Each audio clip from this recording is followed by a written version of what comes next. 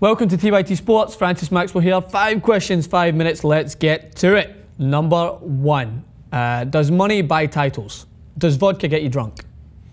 Yes, if you drink enough of it. So therefore, money, if you have enough of it, then yes. Manchester City are the perfect example. They came into an enormous amount of wealth. And of course, it doesn't always just come from money.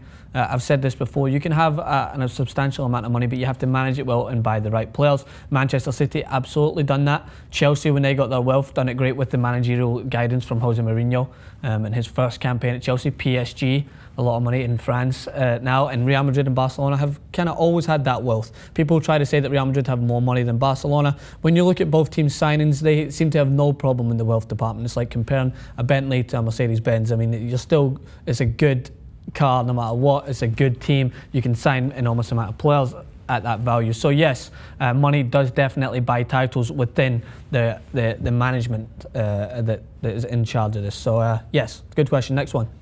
You always say Van Gaal is a tactical genius. So which stroke of genius led to that 4-0 defeat? Thank you from Theo Salpangidis. I think, sorry if I didn't say that right. That is very true. However, you can be a tactical genius, but if you do not have the personnel to back it up, you're lost. There's nothing you can do for it. I think I was a little overzealous in how good Van Gaal was, I have to say. But when you look at all his teams before, in which his tactical genius showed through, he had great personnel at Bayern Munich, amazing players. At Netherlands, he had a great team that he formed together.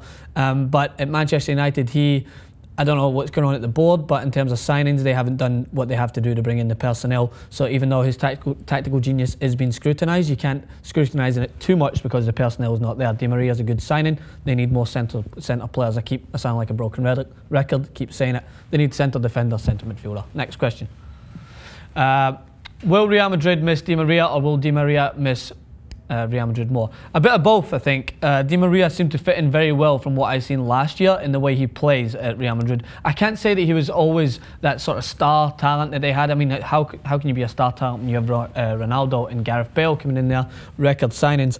But Di Maria was a great asset to Real Madrid. I think he attacks well wide, and he epitomised that Real Madrid mentality when going forward. When you don't hold anything back, you're direct and you try to go for goal, which he definitely encompasses, as seen in the Champions League final. I thought he was the best player on the park. However, in an interview, he came out and says that they kind of messed him around a little bit. They didn't offer him the right contract when he went off to the World Cup. A lot of negotiations were going on that didn't fit him very well. And the bottom line is he was not a priority to them, which I think Real Madrid will miss, because Di Maria adds that, as I said, that direct mentality to go to goal. But at the same time, Di Maria will miss Real Madrid, clearly because of Champions League football, playing amongst guys like Ronaldo and Bale. He's not going to get that in Manchester United. He'll be given a new challenge. I think both of them will miss each other. Next question. Is it near impossible for players to come through the ranks at the biggest clubs these days? No time given. I don't think it's near impossible, but it is becoming far less likely. There is some players that come through the ranks that everyone knows, world-class players that come through.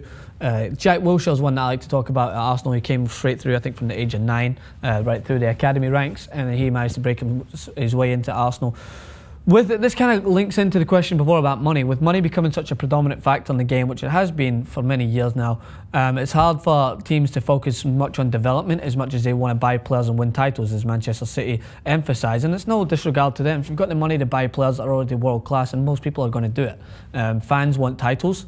They would want titles more than they want the players coming through the ranks. Having that been said, world-class players still come through the ranks, but they don't come through the ranks at the world-class clubs. They come through the ranks at teams like Southampton, who have had Theo Walcott, Gareth Bale, Oxlade-Chamberlain, Luke Shaw, Lallana, all these players who seem to be coming through at Southampton and then sold on as assets, which is good for the club of Southampton to keep them financially stable and to make them go on and become world-class players.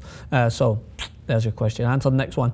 Last question. You're always talking about defence. Who is the best defence in the Premier League? Last season it was Chelsea and Manchester City kind of battling out. They've got really strong defences, and as I'm a big factor, not only am I big about defences, I'm big about management. Jose Mourinho is probably the best defensive manager in the world. He structures his team very well around defences, and Chelsea have kind of always had that defensive mentality. They've been very hard to break down at the back, and they have been stable, and they recruit well in terms of defender-wise. Ivanovic is a solid defender. John Terry, of course, still has many years in the English Premier League, I think, is one of the better centre defenders. Gary Cahill, England starting defender, and Philip Luis, who they brought in. So they recruit well defensively. Manchester City, this year have a good defence, I think, but I think they will be more susceptible to conceding goals.